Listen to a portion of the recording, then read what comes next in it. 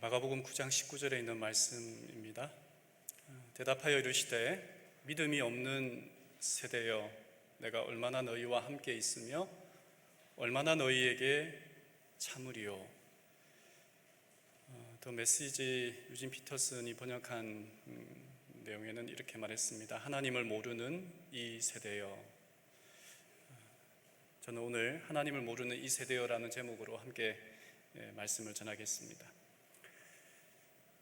전태일이라고 하는 청년이 있었습니다. 23살의 나이로 안타까운 삶을 마감했는데요. 이 사람은 평화시장에서 일을 하던 봉제사였습니다. 그런데 일을 하면서 몇 가지를 그가 알게 된 것은 뭐냐면 열악한 노동 환경에 대하여 안타까움이 있었고 그것을 해결하고자 애를 썼던 사람입니다. 가만히 보니까 두 평의 아주 좁은 공간에서 13명이 일을 하는 열악한 환경, 그리고 평균적으로 하루 16시간 일을 하는데 한 달에 한 이틀 정도만 쉴 수 있는 것입니다. 견습생, 흔히 시다라고 하는 이 사람들은 하루 14시간에서 16시간을 무릎을 꿇고 일을 하는 그럼에도 불구하고 일주일에 한 100시간 정도 일을 하는데요. 월급이 1,800원에서 3,000원. 당시 짜장면 한 그릇이 100원이었으니까요. 하루 종일 일을 해도 짜장면 한 그릇 얻을 수 없는, 그 값을 벌 수 없는 그런 환경에 살았던 겁니다. 그래서 기준 근로법에 맞지 않는 이 작업 환경에 전태일과 친구들 몇 사람이 애를 쓰지만 이렇게 저지를 당하고 그 다음에 그 일이 이루어지지 않자 결국은 이 사람이 자기의 그 몸에다가 석유를 붓고 불을 붙여서 안타까운 것을 알리고자 했던 그런 사람입니다. 1970년 11월 13일에 죽었는데 11월 14일자 동아일보에는 농성 근로자 소신 자살이라고 하는 말로 이 청년의 이야기를 이렇게 적었습니다. 제가 고등학생 때 우연히 그때 만들어진 이 전태일 씨의 그 일대기를 영화로 나와서 관심 있게 보았고, 이 청년 앞에 붙었던 수식어가 있는데 아름다운 청년 전태일. 그때부터 저도 어디에서나 제가 아름다운 청년이라고 하는 말을 사용하기를 참 좋아했습니다. 다른 사람의 어떤 권리와 본인들이 애써 노력한 만큼 얻게 해달라고 하는 처절한 몸부림이 있었지만 그것을 얻지 못하는 이 사회, 아마 이 사람은 어떻게 보면 거기에 자신의 몸을 불사른 사람이었습니다. 오늘 한 청년의 이야기가 나옵니다. 아마 그는 멋진 삶을 살고 싶었겠죠. 어렸을 때부터 연약한 병약한 몸 때문에 그랬었는지 모르겠지만 어쩌면 그 당시 로마 사회의 식민 지배를 받고 있는 그 시대의 탓인지 모르겠지만 자신을 제어하지 못하는 한 청년이 있었습니다. 아마 그 시대를 탓한다면 로마의 가혹한 식민지 정책 때문에 그의 미래는 불투명했을 테고요. 죽도록 농사 지어봐야 이런 명목 저런 명목으로 세금을 떼고 나면 남는 것이 하나도 없었습니다. 그리고 때로는 강제 노동에 징벌되기도 해야 했고요. 이런 일이 반복되면 세상에 대한 분노감과 그리고 절망감밖에 쌓이지 않게 됩니다. 아마 어떨 때는 미칠 것만 같았을 테고 마음이 갈기갈기 찢어지는 것 같았을 겁니다.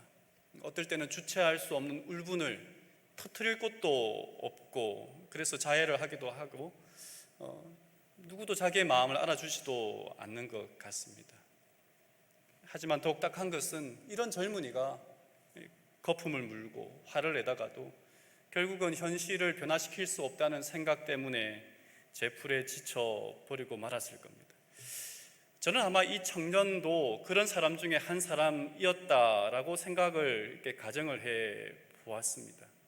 근데 그 아픈 마음을 가진 이 청년, 이 자식을 바라보는 아버지의 가슴은 찢어질 듯이 아팠을 테고, 이런저런 방법으로 치료해 줄 방법을 찾았지만 찾지를 못하고 결국은 예수님 앞으로 나아가서 이 아들을 낫게 하기를 원했던 겁니다. 아버지는 아들의 마음을 붙잡아 주고 싶었고 그 마음을 위로해 주고 싶었고, 그러나 예수님이 없었어요. 아버지는 할 수 없이 차선책으로 그곳에 있는 예수님의 남겨진 제자들에게 자기 아들의 이 귀신 들림을, 정신없음을, 온전하지 못함을 고쳐달라고 요청을 합니다. 제자들은 어땠을까요? 제자들은 예전에 이런 경험이 있습니다. 마가복음 6장 12절에 보면 제자들이 나가서 회개하라 전파하고 많은 귀신을 쫓아내며 많은 병자에게 기름을 발라 고치더라. 그들은 경험이 있었기 때문에 이 아버지와 병든 아들의 요구를 들어주고 그 일을 위해서 애를 씁니다. 그런데 결과적으로 제자들은 아버지와 아들의 간절한 소원을 해결하지는 못했습니다. 예수님이 왔을 때에 뒤늦게 그 자리에 함께한 예수님께 이 아버지가 이렇게 이야기합니다. 마가복음 9장 18절, 내가 선생님의 제자들에게 내쫓아 달라 하였으나 그들이 능히 하지 못하더이다. 마가를 통하여 기록된 이 내용이 예수님이 돌아가시고 살아나시고 하늘로 가신 이후에 꽤 시간이 지난 다음에 기록되어진 이 책을 통하여 그 시대에나 그리고 마가가 성경을 기록하던 그 시대에도 여전히 남겨진 예수 믿는 사람들에게 고민이 이것이 아니었을까 하는 생각을 해보는 거죠.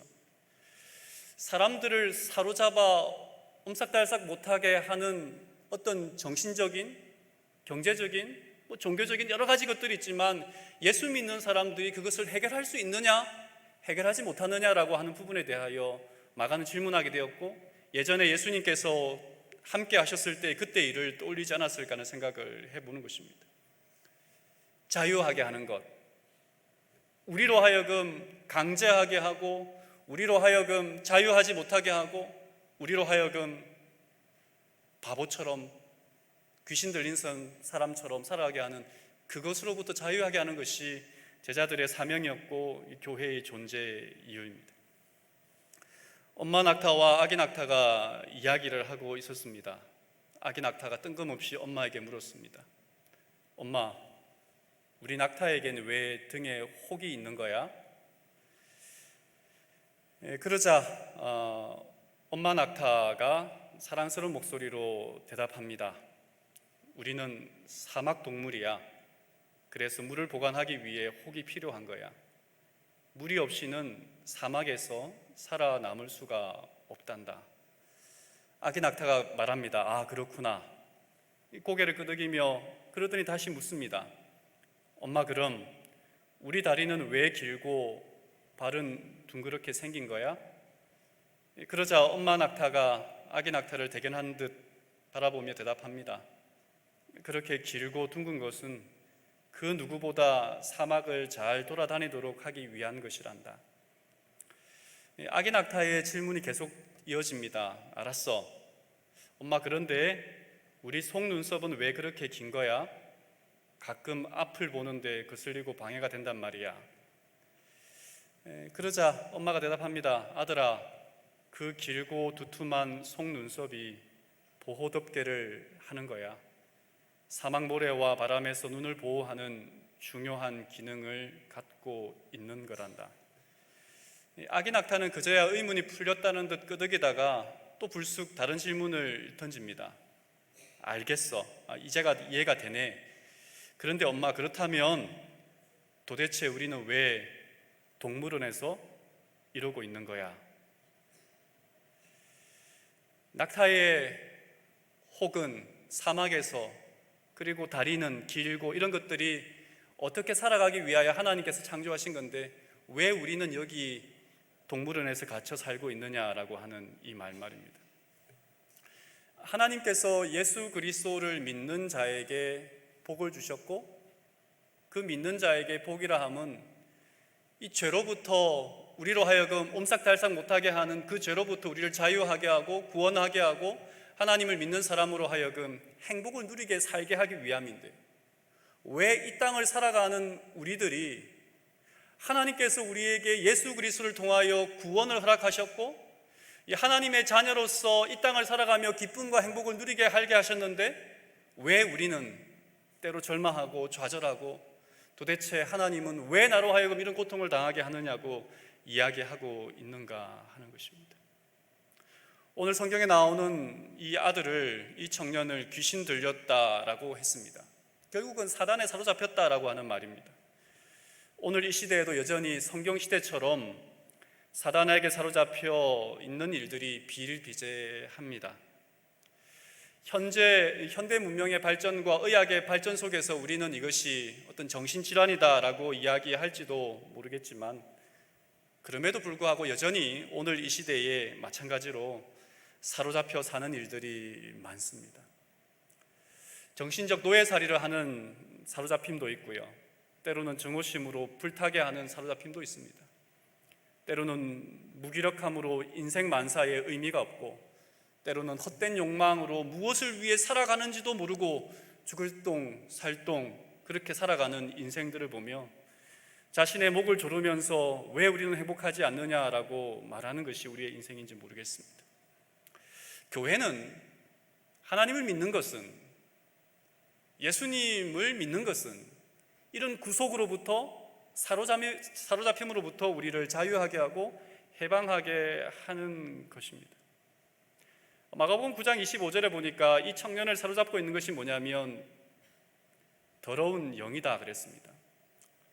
우리가 보는 성경에는 더러운 귀신이라 했는데 흠정역에는 더러운 영이라고 이야기했습니다. 더러운 영이 있다라고 이야기한다면 깨끗한 영이 있다라고 하는 말도 되겠습니다. 더러운 영을 쫓아내기 위해서는 우리는 깨끗한 영이 우리 안에 들어와야 하겠다라고 하는 것도 알게 되겠습니다. 물이 혼탁해도 맑은 물이 들어오면 그 물이 점점 정화되는 것을 우리는 잘 압니다. 깨끗한 영의 사람이 되는 것, 결국은 성령의 사로잡힘에 살아가는 그 사람이 자유하게 된다라고 하는 이야기도 우리가 주목해야 할 것입니다. 어쩌면 마가가 보기에 그 시대의 교회, 예수님 시대에도 그랬고 초대교회도 그랬고 여전히 하나님을 믿는 사람들에게, 믿음의 공동체에게 이런 영적인 능력이, 더러운 영을 쫓아내는 깨끗한 영이 부재하지 않는, 있지 않은 그런 상태지 않는가. 단순히 귀신이 아니라 하나님을 믿는 믿음으로 정말 우리가 하늘을 바라보고 예수님의 재림을 생각한다면 우리를 사로잡고 있는 수많은 것들이 우리에게 걱정거리가 되지 않아야 될 텐데, 먹고 사는 것이, 자녀들이, 우리의 건강이, 어떤 것들이 우리를 사로잡아서 우리로 하여금 성령에 사로잡힌 사람이 아니라 경제와 건강과 자녀와 뭔가에 사로잡혀서 우리로 하여금 하나님의 사람으로 살아가지 못하게 한다면 여전히 우리는 이 사람들처럼, 이 사람처럼 귀신 들린 사람이라 말할 수 있겠습니다. 예수님은 이 사람들을 바라보고, 이 현상을 바라보고 이렇게 말씀하셨습니다. 믿음이 없는 세대여, 내가 얼마나 너희와 함께 있으며 얼마나 너희에게 참으리요. 제자들이 아무리 힘쓰고 아무리 애써 보아도 귀신 들린 그 문제를 해결하지 못했습니다. 그런데 주님은 단 한마디의 말씀으로 귀신을 물리치고 그 더러운 영을 엎드려뜨리게 합니다. 그러자 제자들이 묻습니다. 마가복음 9장 28절, 집에 들어가심에 제자들이 조용히 묻자오되 우리는 어찌하여 능히 그 귀신을 쫓아내지 못하였나이까. 제자들의 한숨과 절망감이 느껴지십니까?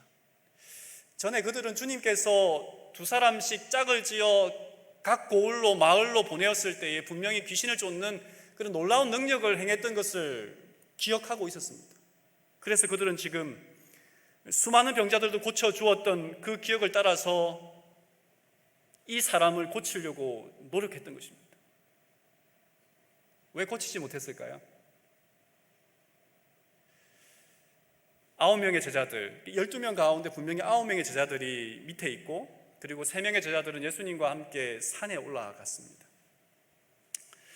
그래서 그들은 사람들에게 예수님이 없지만 예수님의 제자로서 능력이 있음을 과시하고 싶었고, 모처럼 멋지게 예수님 흉내를 내고 싶었습니다. 그런데 그들은 사람들에게 창피만 당했습니다. 사람들 앞에 망신당하는 것도 모자라서 거기에 있는 사람들이 도대체 주님을 믿는 것이, 예수님의 제자라는 것이 무엇입니까?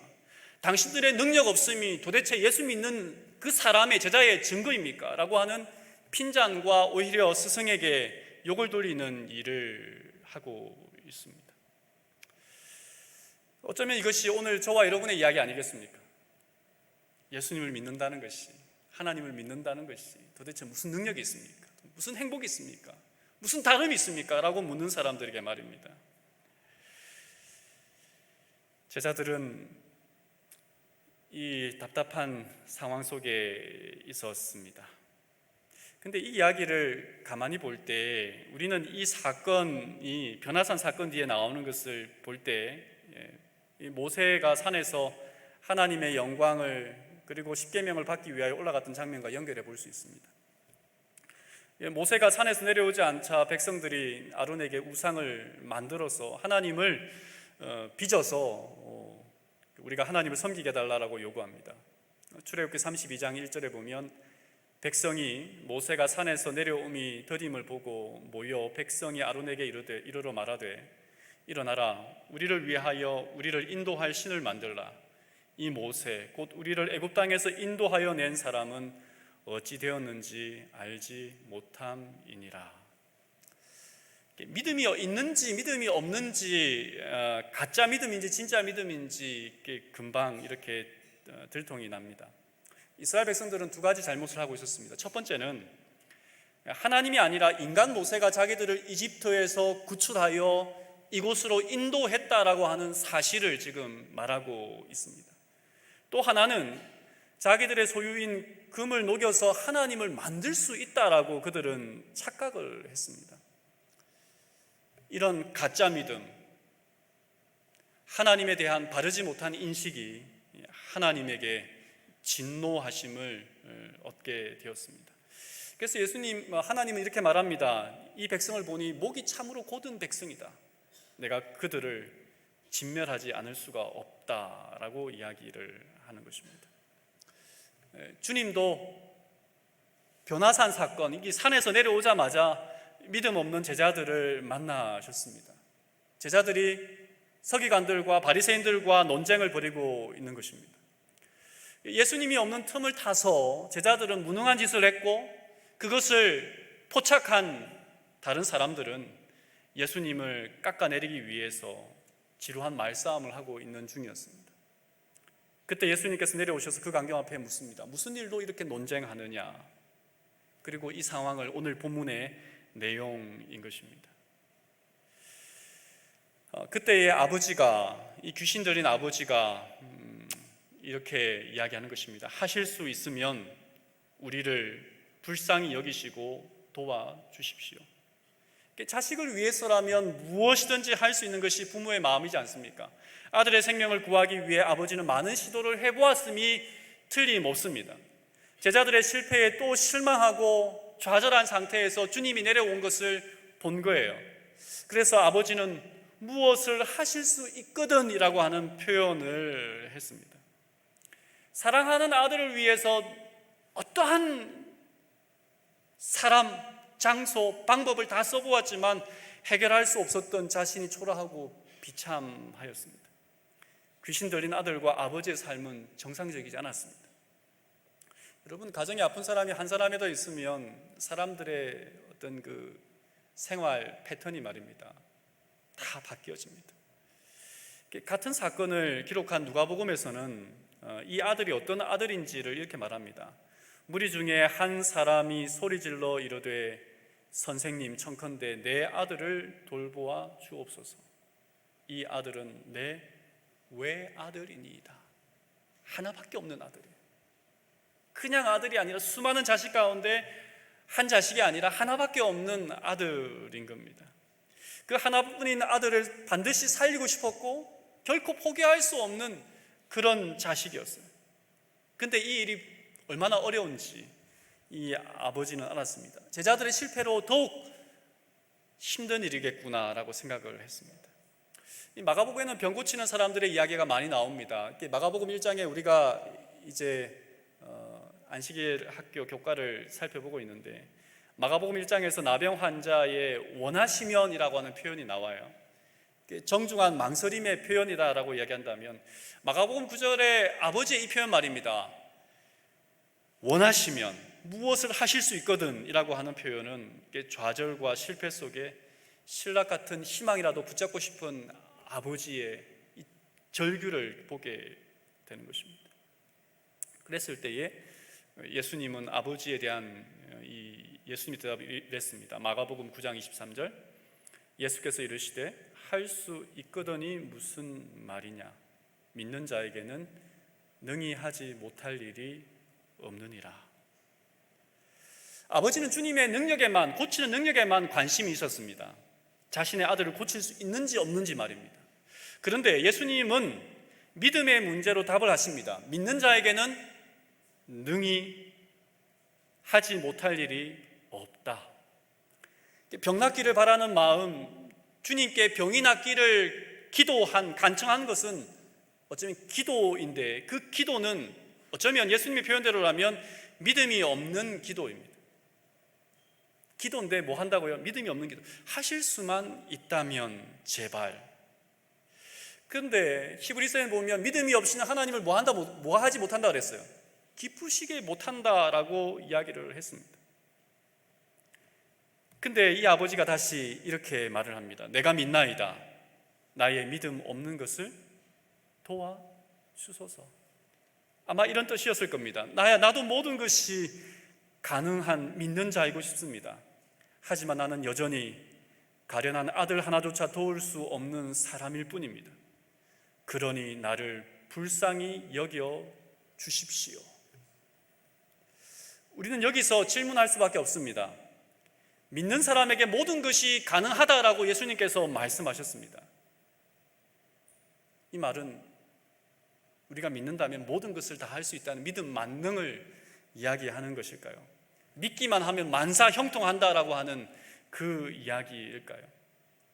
그런데 우리의 현실은 그렇지 않다는 것을 우리는 너무나 잘 알고 있지 않습니까? 믿지만, 하나님을 진짜로 믿지만 우리의 삶에 해결되지 못하는 문제들이 얼마나 많습니까? 성경에는 믿음이 작은 자들아라고 하는 예수님의 말씀도 있고 너의 믿음이 크도다라고 하는 예수님의 대답도 있습니다. 성경에는 거짓이 없는 믿음이 있다라고 이야기하고 또 어떤 성경에는 믿음에 관하여 파선한 거짓된 믿음이 있다라고 이야기를 합니다. 로마서 14장 1절에는 믿음이 연약한 자가 있는가 하면 골로새서 2장 5절에는 강한 믿음을 가진 사람도 있습니다. 야고보서 2장에는 행함이 없는 믿음이 있는가 하면 히브리서 10장 39절에는 구원에 이르는 산 믿음이 있습니다. 고린도서 3장 1절에 보면 형제들아 내가 신령한 자들을 대함과 같이 너희에게 말할 수 없어서 육신에 속한 자 곧 그리스도 안에서 어린 아이들을 대함과 같이 하노라. 엘렌 화이트 믿음을 몇 가지로 이렇게 정의했습니다. 가정과 건강 270쪽에는 참된 믿음은 그리스도를 개인의 구주로 받아들이는 것. 믿음은 뭐라고요? 그리스도를 구주로 받아들이는 것. 교육 253쪽에는 믿음은 우리의 무지함, 연약함, 죄된 것 대신에 하나님의 의로우심을 받아들이는 것, 그것이 믿음이다라고 이야기했습니다. 복음교육자 259쪽에는 믿음은 맡기는 것이라 그랬어요. 누구에게? 하나님께 맡기는 것, 의지하는 것. 그리스도인 선교봉사 110쪽에는 믿음은 우리의 눈앞에 있는 어려움을 생각지 않고 그 앞을 넘어다 보는 것, 것이라고 이야기를 했습니다. 시대소망 347쪽에는 믿음은 진리에 대한 단순한 지적 동의가 아니다라고 이야기를 합니다. 믿는다라고 하는 것은 단순히 제가 압니다, 성경 몇 장 몇 절에 하나님께서 어떻게 하셨고 무엇을 하시며 앞으로 어떠한 일을 우리를 통하여 하실 것을 압니다라고 하는 단순한 지적 동의가 아니라는 말입니다. 예를 들어 어떤 분이, 여기 계시는 어떤 분이어도 좋습니다. 어떤 분이 찾아와서 저에게 목사님 저를 믿습니까? 라고 묻는다면 목사님 저는 이렇게 말을 할 겁니다. 믿습니다. 목사니까 그렇게 대답하겠죠. 목사님 저를 믿는다니 그럼 제가 한 가지 더 부탁을 드리겠습니다. 저에게 1,000만 원만 빌려주십시오. 그럼 제가 뭐라고 대답하겠습니까? 제가 뭘 믿고 1,000만 원을 빌려드립니까? 분명히 믿는다 그랬는데, 그런데 뒤에는 제가 믿지 못해서 빌려드릴 수 없다라고 이야기를 하는 것입니다. 앞에 믿는다는 것은 우리가 단순한 동의죠. 제가 집사님 누군지 알고, 장로님 누군지 알고, 그리고 어디 사시는지 알고, 이 교회 다니는 줄 알고, 무엇을 하시는지 압니다라고 하는 그런 어떤 지적인 부분이에요. 그런데 신뢰는 다른 것입니다. 그러니까 믿는다라고 하는 것은, 믿음이 없는 세대여라고 하는 말은 여전히 하나님을 믿고 여전히 예수님이 우리의 구주인 것을 고백하지만 우리의 삶에 있어서 이분만이 유일하게 우리의 삶의 해결점이시고 우리의 삶의 가장 고귀한 분이시며 우리가 절대 포기할 수 없는 그분이라는 그 사실 앞에는 때로는 많은 경우에 고개를 갸우뚱하는 우리를 향하여 주님은 여전히 이렇게 말하지 않겠습니까? 믿음이 없는 세대여라고 하는 말입니다. 제자들이 묻습니다. 우리는 어찌하여 능히 그 귀신을 쫓아내지 못하였나이까? 제자들이 풀어야 할 숙제였고 초대교회가 가지고 있는 문제였으며 어쩌면 여전히 오늘 이 시대에도 우리가 질문하고 있는 문제입니다. 왜? 주님은 그렇게 하셨고 믿음 있는 그 사람들은 그렇게 했는데 우리는 왜 그렇지 못합니까? 라고 하는 그 질문 말입니다. 왜 맥없이 이렇게 사느냐는 것입니다. 악한 영들은, 그리고 우리를 사로잡는 수많은 염려와 걱정으로부터 왜 우리는 자유롭지 못하고 해방되지 못하고 그것에 끌려서 때로는 그것이 우리의 목숨줄을 잡고 있는 것처럼 그렇게 살아가고 있느냐 하는 질문 말입니다. 여러분, 더러운 영이 이 본문의 청년을 잡고 있는 거예요. 더러운 영을 내쫓기 위해서는 무엇이 들어와야 된다고요? 깨끗한 영이 들어와야 되는 거예요. 성령이 사로잡힌 사람이 되어야 하는 것입니다. 근데 우리가 왜 성령 충만한 사람의 모습으로 살지 못하느냐라고 한다면 단순하게 사탄이라고 하는 것이 아니라 이 땅에 수많은 걱정과 염려들이 우리를 사로잡고 있어서 그 염려를 우리가 놓지 않으면, 전적으로 하나님께 내맡기지 않으면 우리는 뭐 할 수밖에 없어요? 그 더러운 영이 우리 안에 있는 동안에 결코 깨끗한 영이 우리를 사로잡을 수가 없는 거예요. 주님은 이렇게 말을 합니다. 왜 그런 줄 아느냐? 마가복음 9장 29절, 기도 외에 다른 것으로는 이런 종류가 나갈 수 없느니라 하시니라. 이 시대를 지배하는 증오심, 무력감, 과도한 욕망, 무관심, 무정한 마음, 사남, 이런 것들이 우리를 사로잡고 있기 때문에 결코 깨끗한 영이 우리 안에 들어올 수도 없고 우리가 다른 사람에게 그것을 나눠줄 수도 없는 것입니다. 시대소망 읽어보면 제자들은 지금 왜, 예전에는 그들이 기도했을 때에 더러운 귀신이 나갔는데 왜 이러한 마음이 있느냐라고 말한다면 그들은 기도했겠죠. 주님의 이름으로 기도했겠죠. 귀신아 나가라고 기도했겠죠. 변화산에 3명의 제자가 올라갔습니다. 1순위, 2순위, 3순위. 그 다음에 누가 4번째가 될 것인가? 제자들의 마음에는 시기심이 있었다 그랬어요. 그러니까 올라간 그 제자들에 대한 시기심뿐 아니라 여기서 내가 더 높고자 하는 마음이 있었던 거예요. 그 시기심 때문에 이미 그들의 마음은 깨끗한 영이 아니라 더러운 영이 그들을 사로잡고 있기 때문에 그들도 믿음 없는, 아니 기도 없는 믿음을 발휘했던 겁니다. 그 아버지는 기도 없는 믿음을 발휘했다면 제자들은 믿음 없는 기도를 드린 거예요. 왜요? 시기심과 이기심과 높아지고자 하는 마음과 그들이 영화롭게 되기고 하던 마음으로 그들 마음 가운데 하나님의 깨끗한 영이 그들을 사로잡을 수 있는 공간이 없었던 것입니다. 실물 교훈에는 사람은 자신의 의지로서 자기 자신을 변화시킬 수 없다. 외적인 개선, 새벽기도 하고 성경 읽고 전도하고 이런 것만으로는 우리를 하나님과 화목케 하기에는 충분하지 못하다. 우리는 먼저 마음에서부터 시작해야 한다.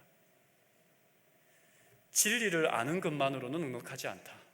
우리가 진리를 안다고 하면서도 우리의 생각의 방향을 바꾸지 않을 수 있다. 마음이 먼저 변화되고 성화되어야 한다. 주님은 이 일을 하라고 명하시고 이 일을 우리에게 부탁하셨고 이 일을 통하여 나뿐 아니라 주위의 수많은 사람들에게 그 자유와 기쁨과 행복을 맛보게 하려고 우리로 하여금 주님의 제자로 하나님의 자녀로 삼으신 것입니다. 그래서 그리스도인이 된다라고 하는 것은 어쩌면 생각의 주인, 생각의 파트너를 바꾸는 거예요. 왜 기도합니까? 왜 기도해요? 우리의 생각과 우리의 행동과 우리의 삶의 모든 기준이 하나님께 있음을 고백하고 그 하나님과 맞추기 위해서 기도하고 말씀 보고 전도하고 회개하고 그렇게 하는 것 아닙니까? 내가 아닙니다. 나를 위해 기도하고 내 자식을 위해 기도하고 내 교회를 위해 기도하고 이 교단만을 위해 기도한다면 우리에게는 때로는 어쩌면 뭐가 없을 수 있어요? 깨끗한 영에 사로잡힌 사람으로 하나님의 충분한 능력을 전달할 수 있는 통로로 쓰임받지 못할 수 있다는 거예요. 가만히 생각해 봐요. 이 한 주를 살아오면서 말입니다. 우리의 마음이 내 마음 같지 않아요. 제가 오늘 이발을 했습니다. 이발을 했는데 제가 가는 이발하는 거기에는 세 분이 계시는데 저는 아무나 이렇게 랜덤으로 그냥 이렇게 걸리는 분에게 이렇게 머리를 잘라달라고 합니다. 근데 오늘 두 분이 있는데 한 분은 남자고 한 분은 여자분이에요. 근데 남자분 앞에 줄이 쫙 서져 있는 거예요. 아침 일찍 갔는데 5명이 이렇게 그 사람에게 자르겠다고 했어요. 근데 제가 늦게 들어갔는데도 저보고 앉으래요, 여자분이. 순간 이런 생각했습니다. 왜지? 그랬더니 다 이제 저 남자에게 자르는 거래요. 좀 좋습니다. 그래서 머리를 어떻게 잘라요? 그랬더니 제가 이렇게 양쪽으로 M자로 이렇게 탈모가 시작되는 것 같은데 이걸 좀 가릴 수 있는 방법이 없을 것 같아요. 제가 잘해주겠습니다. 그러는데 막 자르는데 그런 사이에 이렇게 조금만 더 자르면 군대 가지 않겠습니까? 와, 근데 이렇게 가슴이 답답한데 말입니다. 근데 막 뿌듯해하면서 이렇게 해주고 있는데 답이 없어요. 그래서 어색하시죠? 짧아서 그런 거예요. 조금만 지나면 멋있어요. 제멋에 산다지만 그리스도인에 산다는 것은 생각의 주인이 예수님이 되는 것이고 그 예수님을 향한 전적인 믿음, 온전히 맡기고 하나님께서 오직 우리를 위해서 모든 것을 주셨다라고 하는 그것을 신뢰할 때 우리의 삶에 깨끗한 영이 들어올 수 있는 것입니다. 오늘 이 이야기를 읽으면서 좀 마치고자 합니다. 이 본문과 연결된 시대의 소망에는 이렇게 말합니다. 우리를 하늘과 연결시키고 흑암의 권세와 겨루어 싸울 힘을 주는 것은 믿음이다. 하나님께서는 모든 죄된 특성을 정복하고 아무리 강할지라도 모든 시험을 대항할 수 있는 방도를 그리스도 안에 준비하셨다. 그러나 많은 사람들이 자신들은 믿음이 부족하다고 생각하므로 그리스도에게서 떨어져 있다. 이런 사람들은 저희의 어쩔 수 없는 무가치함 중에도 긍휼하신 구주의 자비에 전적으로 자신을 맡기도록 하라. 자신을 보지 말고 그리스도를 쳐다보라. 때때로 믿음 없는 기도를 드리는 우리들, 이제는 믿음 있는 기도를 드려보면 좋겠습니다. 기도 없는 믿음을 행하는 우리들, 이제는 기도로 하나님과 동행하고 우리의 생각과 또 우리의 모든 행동의 주인이, 파트너가 주님이심을 고백하는 저와 여러분이 되어서 우리도 이 땅에서 자유함을 누릴 뿐 아니라 많은 사람들에게 주님을 믿는 것이 이런 복이구나 라고 하는 전도를 할 수 있는, 삶으로 전도할 수 있는 저와 여러분이 되기를 바라면서 말씀을 드리겠습니다.